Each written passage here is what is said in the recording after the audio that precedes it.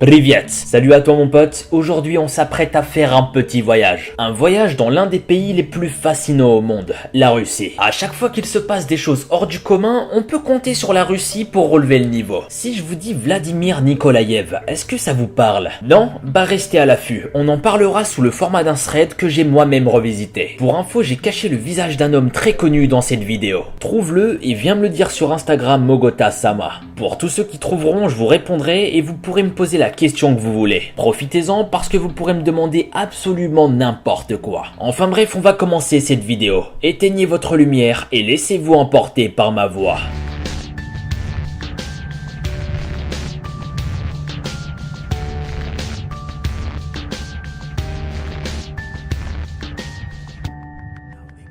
Si je mélange histoire d'horreur et Russie, il y en a une qui me revient sans cesse dans la tête tellement elle m'a marqué l'esprit. Il s'agit d'une histoire vraie, d'un homme qui est actuellement en prison. Je l'ai revisité sous le format d'un thread, histoire de se mettre dans la peau du personnage. Ainsi, je pourrais vous raconter les choses terribles qu'il a fait dans sa vie. Accrochez-vous bien, c'est parti. Mon prénom c'est Vladimir Nikolaïev. Je vais vous raconter mon histoire et vous comprendrez peut-être pourquoi j'en suis arrivé là. Ou peut-être pas, mais ça, j'en ai rien à foutre. Je suis né dans une petite famille au sud de la Russie. J'étais un enfant très perturbé. Je me battais souvent avec mon frère. Il avait 2 ans de moins que moi. Mais ça nous empêchait pas de nous battre et de voir qui était le meilleur. On voulait toujours gagner. Même mon père nous regardait. Il nous encourageait. Parfois, on terminait blessé. Je me rappelle de ce jour où j'ai failli étrangler mon propre frère. Personnellement, je m'en rendais pas compte. On s'amusait et je le maîtrisais assez bien. Mais heureusement que mon père ce jour-là avait réagi. Sinon, je vous laisse imaginer la suite des événements. On a raté de très peu l'inévitable. Je détestais l'école. D'ailleurs, j'avais décidé d'arrêter quand j'avais 14 ans. Et je suis parti aider mon père qui travaillait au chantier. Je me voyais pas du tout faire de longues études. C'était pas fait pour moi. Moi, tout ce que je voulais, c'était gagner du pognon. Me faire un maximum de fric le plus vite possible. Je voulais tout simplement profiter de la vie. Arrêter d'aller en cours avec des gamins abrutis qui faisaient que de m'embrouiller. Quelques années plus tard, à mes 18 ans, je suis allé à l'armée. Je voulais rendre fier mon père. Et aussi pour rendre fier à mon pays, la Russie. Après avoir servi pendant des dizaines d'années, je suis rentré. La vie que j'avais laissée derrière moi avait complètement changé. Et honnêtement, j'avais du mal à m'y faire. Redevenir un simple citoyen, c'était pas fait pour moi. J'avais énormément de mal. Tous les soirs, j'avais ma bouteille à la main. Je faisais la tournée des bars. J'en profite pour boire de l'eau parce que franchement, j'ai la gorge sèche. J'avais l'impression d'avoir raté ma vie. J'ai servi mon pays, abandonné ma famille, tout ça pour me retrouver seul aujourd'hui. Un soir, j'avais pas mal picolé. Il était tard, je rentrais et sans me souvenir comment, je suis arrivé chez moi. Comme souvent, la soirée était agitée. J'avais bu, j'ai dansé et je me suis même battu. J'étais totalement bourré. J'habite dans une rue déserte. J'y vois jamais un chat à ces heures tardives. Mais cette nuit, je distinguais une ombre humaine. Elle était juste au coin de mon immeuble. C'était un mec et il était aussi torché que moi. Il a commencé à me parler et à me demander plusieurs fois une cigarette. D'ailleurs, qu'est-ce qu'il faisait en bas de chez moi, cette ordure? J'allais certainement pas lui filer une clope, il en était hors de question. Après quelques insultes en russe, on a commencé à se frapper, à se rouler au sol et à se mettre plein de coups dans la gueule. Il avait une bonne droite et il m'en a mis plusieurs dans la gueule, mais avec l'alcool que j'avais dans le sang, bah je sentais quasiment rien. Quand je me suis relevé, je le voyais au sol allongé, il ne bougeait plus, je l'avais tué. Ce merdeux est mort juste comme ça, mais quelle idée de me demander une putain de clope. J'ai chopé le gars par ses 2 bras et je l'ai traîné jusqu'à ma salle de bain.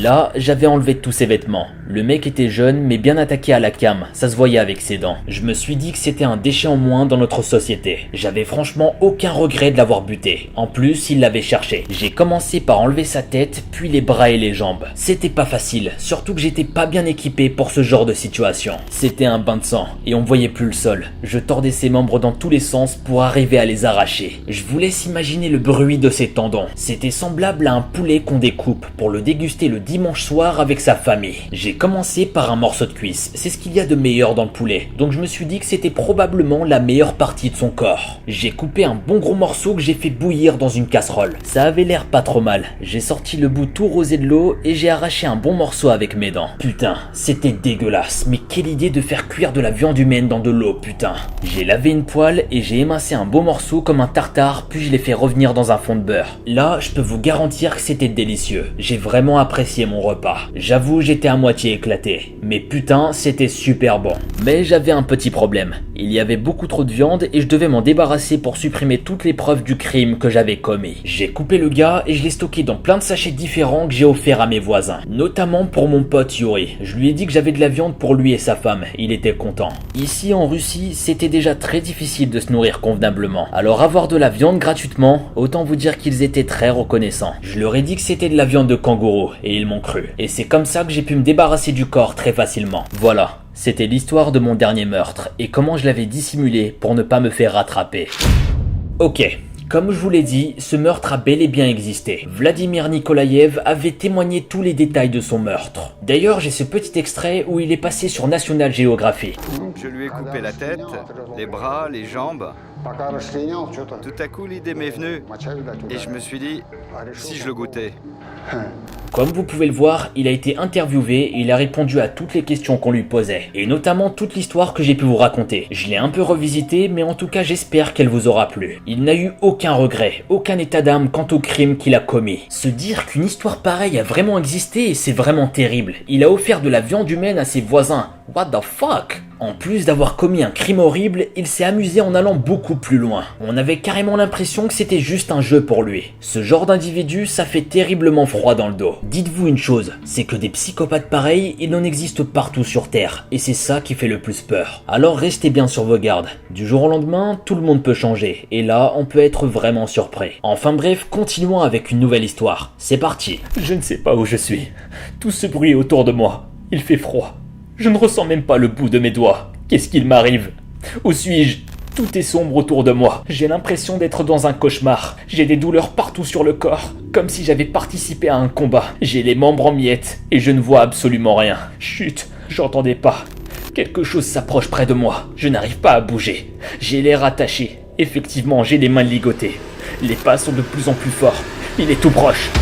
Je m'appelle Dimitrov, j'ai 32 ans, j'ai une femme et des enfants, tout ce qu'il y a de plus beau pour être heureux. J'ai toujours tout fait pour qu'il ne manque de rien. En Russie, la vie n'est pas toujours facile. La pauvreté peut nous mener à faire des choses que parfois on regrette. La misère et la faim. Croyez-moi, quand vous avez vécu ça, il n'y a pas de retour en arrière. Plus jamais mes proches ne sentiront la faim. C'est la pire chose qu'on puisse subir dans notre vie. Depuis tout petit, j'ai toujours voulu réussir ma vie. Peu importe les moyens pour y parvenir. J'ai toujours rêvé de fonder une famille, d'avoir une grande maison, un grand jardin. Vous savez, toutes ces conneries qu'on vous rentre dans le crâne quand vous êtes enfant. La vie parfaite, la vie de rêve. Faut savoir que je viens d'une famille pauvre. Mon père était maçon et ma mère, elle, était mère au foyer. Moi et mes frères, on est vite rentrés dans le moule. On a stoppé les études et on est parti avec notre père pour gagner une misère. On était des putains de sbires au service d'un patron qui nous obligeait à travailler 10 heures par jour. Sinon c'était terminé pour nous. Plus de boulot, à la rue. Du coup on était obligé de se plier à ces règles pour survivre. Jusqu'au jour où j'ai décidé de tout arrêter. C'était plus possible pour moi. Ce n'était pas ce que je voulais. Je refusais de me casser le dos pendant toute ma vie. Je ne voulais pas reproduire le schéma de mon père. Il en était hors de question. J'avais des projets plus audacieux. Beaucoup trop d'ambition. Mon prénom c'est Dimitrov et j'en avais rien à foutre de bosser pour un patron qui me payait une misère. Je voulais simplement le meilleur pour ma famille. J'avais une haine profonde pour cette société qui se sert de nous, qui profite de nos faiblesses. J'en voulais au monde. Pourquoi on devrait vivre ça, subir tout ça? Pourquoi nous? J'étais en train de devenir fou, j'avais envie de vengeance, tout se basculait dans ma tête. J'avais un profond mal-être en moi, je voulais me venger. Ma première cible, c'était cet enfoiré de patron qui nous faisait vivre une misère depuis tant d'années. Un jour, quand il est rentré chez lui après une journée de travail, je l'ai suivi discrètement en voiture. J'ai attendu la tombée de la nuit et je me suis faufilé à l'intérieur de sa maison. Il était là, sur le canapé en train de dormir. J'ai pris un cordon et j'ai serré sa gorge le plus fort possible. Il a essayé de se débattre, mais c'était trop tard. J'avais une force en moi incroyable. J'étais heureux. C'était limite jouissif. J'avais l'impression que tous mes problèmes avaient disparu. J'avais un sentiment en moi de plaisir, d'avoir enfin le contrôle, de ne plus être esclave de ce tyran qui avait tant profité de nous. Une heure plus tard, petit à petit, je me rends compte que j'ai merdé. J'étais dans les vapes, je commençais à parler tout seul dans la rue. Tellement d'idées qui se bousculaient. J'ai tué une personne, putain de merde. Qu'est-ce que je vais faire de ma vie? Probablement tueur à gage. Au moins là, je gagnerai ma vie tranquillement. J'étais en train de devenir fou. J'étais dépassé par les événements. Je n'arrivais plus à réfléchir. J'étais à la fois soulagé par ma vengeance et à la fois triste et dépassé. Il ne me restait que ma bouteille de vodka pour noyer toutes mes émotions. Où suis-je? Dites-moi ce qui m'arrive, s'il vous plaît. Vous avez tué un homme, monsieur. Vous allez finir votre vie dans notre goulag. Dites un seul mot et je vous fais bouffer le sol, misérable punaise. C'est donc ça ma vie. Finir dans ce trou à rats. Ne plus revoir ma famille. Comme je vous l'ai dit parfois, la misère nous pousse à faire les pires choses. J'avais une vie de merde et j'ai tout simplement pété un câble. Maintenant, j'allais le payer pour le reste de ma vie. Ok, dans les commentaires déjà, je veux une note sur 10 sur le jeu d'acteur que je viens de vous produire. J'espère que vous allez bien me noter parce que franchement à chaque fois j'essaye de me donner à fond. Bref, cette histoire franchement, je sais pas quoi vous dire. Elle est à la fois triste et on peut avoir de l'empathie pour l'homme qui a commis ce meurtre. Il a vécu tellement de merde dans sa vie qu'on avait l'impression qu'il était au bout du rouleau. Tellement au bout qu'il a fini par devenir fou et se laisser emporter par les événements. Il a commis l'irréparable et s'en est rendu compte juste après. Après avoir connu la misère, la faim et la pauvreté, j'imagine même pas la détresse de cet homme. Mais malheureusement, il a quand même franchi la limite. Et aujourd'hui, à l'heure où je vous parle, il doit probablement se faire torturer dans les pires goulags de Russie. Bref, continuons avec une dernière histoire. Elle est très triste et prend aux tripes. Let's begin. Bonsoir, je m'appelle Igor. J'habite dans la ville de Saint-Pétersbourg. Je viens pour vous partager mon histoire. L'histoire d'un père et de sa fille. Anastasia, elle a 12 ans et aujourd'hui se porte assez bien. Elle est adorable et très gentille. Je ferai n'importe quoi pour la rendre heureuse. Avec ma femme, on a eu du mal à la voir. Mais par miracle, un jour, le test a affiché 2 barres. Quand on a vu ça, on était hyper sceptiques. On est parti directement à la pharmacie pour redemander un test. Et effectivement, Alexandra, ma femme, était enceinte. On a sauté de joie. On était tellement heureux. Sa grossesse était difficile. Elle avait beaucoup trop mal au ventre. Parfois, elle perdait du sang. Mais d'après les médecins, tout allait bien. Mais perso, je voyais ma femme de plus en plus mal. Elle n'arrivait même plus à bouger. Elle vomissait du sang et ne voulait plus s'alimenter. Au bout du 7e mois, elle a dû être admise à l'hôpital pour le reste de sa grossesse. Les médecins devaient l'alimenter par sonde. Elle n'avait même plus la force d'ouvrir sa bouche. Elle passait ses journées à dormir. C'était vraiment bizarre. La voir comme ça chaque jour me faisait très mal. Je ne pouvais rien faire pour l'aider. Et comme elle dormait, on ne parlait plus. Et puis est venu le jour où j'ai reçu un appel de l'hôpital. Je n'osais pas répondre. J'avais peur d'une mauvaise nouvelle. Puis j'ai quand même décroché. C'était une infirmière qui m'annonçait que ma femme était en train d'accoucher et que si je voulais être présent, je devais me dépêcher de venir. Je lui ai demandé comment allait ma femme et elle a répondu qu'ils avaient dû l'endormir. J'ai voulu en savoir plus mais elle avait raccroché. J'ai couru jusqu'à ma voiture et j'ai roulé le plus vite possible, grillant les stops et les feux tricolores. Je me fichais complètement du code de la route. J'ai finalement réussi à atteindre l'hôpital sans faire de dégâts. J'ai couru jusqu'à la salle d'accouchement mais l'infirmière refusait de me laisser entrer. Je lui ai dit que j'avais enfilé la tenue et retiré mes chaussures. Mais elle ne voulait rien savoir. Elle m'a dit qu'il s'était passé quelque chose de grave et que les médecins étaient en train de sauver Alexandra. Quand j'ai entendu ces mots, je me suis écroulé. Et un médecin est venu pour me conduire dans une chambre vide. Et il m'a dit ces mots que je n'oublierai jamais. Je suis désolé, monsieur. Toutes mes condoléances. Votre femme n'a pas survécu. Il m'a expliqué qu'ils avaient tout fait pour la maintenir en vie. Mais c'était trop tard. Alexandra s'est battue jusqu'au bout. Et ça m'étonne pas. C'était bien ma Alexandra. C'était une battante. Elle essayait toujours de réussir ce qu'elle entreprenait. Elle était tellement courageuse. Elle me manque énormément. Quand ils m'ont annoncé son décès, je me suis effondré. J'ai demandé si le bébé était en vie. Et il m'a dit que oui. Mais étrangement, il restait flou. Il ne m'a rien dit sur son état de santé. Je sentais qu'il y avait quelque chose qui clochait. Il ne me disait pas tout. D'un côté, j'étais heureux que ma fille soit en vie.